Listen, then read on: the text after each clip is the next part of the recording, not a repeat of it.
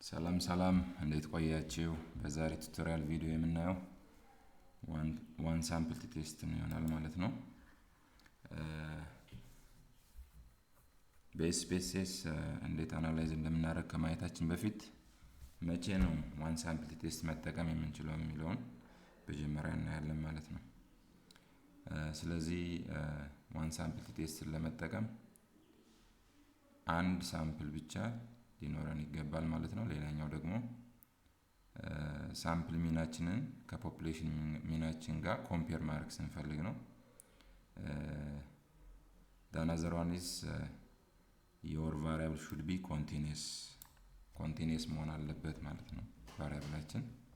the last one is if the population standard deviation is unknown ከሆነ ማለት ነው። እነዚህን አራቱ ነገሮች ካሉ ዋን ሳምፕል ቴስትን መስራት እንችላለን ማለት ነው። ስለዚህ ሃይፖቴሲሳችን ስናይ ነል ሃይፖቴሲሳችን የሚሆነው ምንድነው? there is no mean difference between the population mean and the hypothesized population mean ወይም mu not ምንለው ማለት ነው። h1 አችን ደግሞ mean is population mean is different from the hypothesized mean ማለት ነው። ስለዚህ if the p value is less than or equal to 0.05 reject the null hypothesis ይሆናል። ካልሆነ ግን fail to reject the null hypothesis ይሆናል ማለት ነው። ስቴፖች ላይ ስንመጣ አናላይዝ ከዛ ኮምፔር ሚን ከዛ ዋን ሳምፕል ቴስት እንመርጥና የምንፈልገውን ቫሪያብል እናስገባለን። then we have to set the hypothesized mean. for example ሰባ ብለን ብንነሳ hypothesized ሚናችን ማለት ነው ከሰባ ጋር እኩል ነው ወይስ አይደለም ፖፑሌሽን ሚለውን ነው ቴስት ፖፑሌሽን ሚኑ ከሰባ ጋር እኩል ነው ወይስ አይደለም የሚለውን ቴስት ለማድረግ ከፈለግን ማለት። ስለዚህ እዚህ ጋር ቴስት ቫልዩአችን እንደፈለግን መቀየር እንችላለን ወይም እንደ ሪሰርቻችን አይነት መቀየር እንችላለን ማለት ነው። ዘን ኦኬ እንላለን። ስለዚህ የሚመጣልን ሪዛልት አውትፑታችን ላይ ፒ ቫልዩአችን ከ0.05 በታች ከሆነ ምን እናደርጋለን ማለት ነው? ሪጀክት ኤች ኖታችን ምንድነው? mu which is equals to mu not ይሆናል ማለት ነው። that means there is no mean difference between the population mean and the hypothesized value ይሆናል ማለት ነው። if p value is greater than or equal to 0.05 our decision will be fail to reject the null hypothesis ይሆናል ማለት ነው። ስለዚህ ይሄን ቲዮሪ ኮንሲደር አድርገን አሁን ቲ ቴስትን እንሰራለን ማለት ነው። ቅድም እንዳልነው ለምሳሌ አሁን ይሄን ቫሪያብል ብናይ ስኮር ኤግዛም ስኮር ነው። ኤግዛም ስኮርን ብናይ ምን አይነት ቫሪያብል ነው? ኮንቲኒየስ ቫሪያብል ነው ማለት ነው። እዚህ ጋር እንደምታዩት ሜዠርመንቱም ስኬል ነው። ስለዚህ ኮንቲኒየስ ቫሪያብል ስለሆነ ኤግዛም ስኮር መስራት እንችላለን። ስለዚህ ይሄን ለመስራት አናላይዝ እንሄዳለን። ኮምፔር ሚን ውስጥ እንገባለን። ዋን ሳምፕል ቲ ቴስት አናላይዝ ኮምፔር ሚን ከዛ ዋን ሳምፕል ቲ ቴስትን ሰሌክት እናደርጋለን ማለት ነው። ስለዚህ ከዚህ ውስጥ ኮንቲኒየስ የሆነ ቫሪያብል ቴስት ማድረግ የምንፈልገውን እናስገባለን። ለምሳሌ ኤግዛም ስኮር ነው እኔ የምፈልገው አስገባለሁ ማለት። እዚህ ጋር ቴስት ቫልዩ እናንተ ቴስት ለማድረግ የፈለጋችሁት ሃይፖቴሳይዝድ ሚናችሁን ታስገባላችሁ ማለት ነው። ለምሳሌ እኔ ከሰባን ነው ቴስት ማድረግ የፈለኩት ብል ሰባ ብዬ እጽፋለሁ እዚህ ጋር ማለት ነው።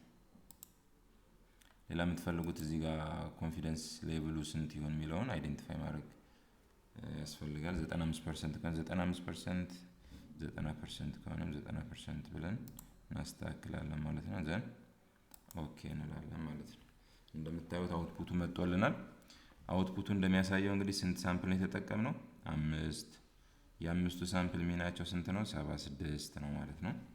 ከዛ ቀጥታ መጣን ቼን ማየት ይኖርብናል ማለት ነው። ይሄ ፒ ቫልዩን ነው የሚያመለክትልን ፒ ቫልዩ ነው። ስለዚህ ፒ ቫልዩአችን ስንት ነው? 0.115 ነው ማለት ነው። ስለዚህ ይሄ ፒ ቫልዩ ሌስ ዛን 0.05 ከሆነ ሪጀክት the null hypothesis ይሆናል።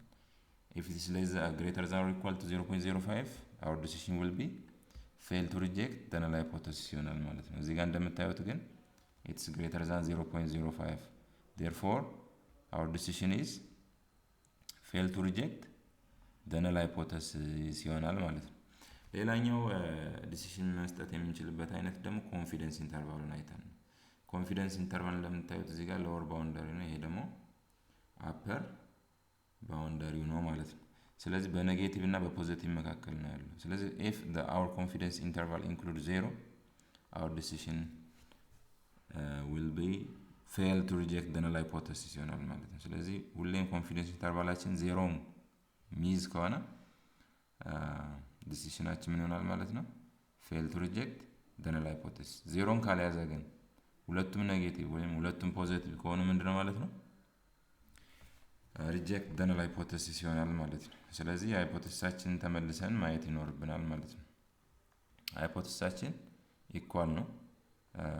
ኦልተርኔቲቭ ሃይፖቴሲሳችን ደግሞ they are not equal ነው ማለት። ስለዚህ ዲሲሽናችን ምንድነው? fail to reject the null hypothesis። ስለዚህ 95% ኮንፊደንስ አለን ማለት ነው።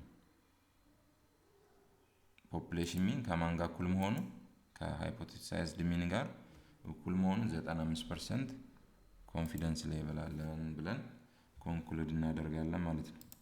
ስለዚህ ለዛሬ የነበረን ዋን ሳምፕል ቲ ቴስትን የተመለከተ ቪዲዮ ይሄን ይመስላል። ጠቃሚ ነው ብላችሁ ካሰባችሁ ላይክ ሼር አድርጉ። ለወደፊቱም የተለያዩ ቪዲዮዎችን ለማግኘት ፎሎ ማድረጋችሁ እንዳትረሱ። አመሰግናለሁ።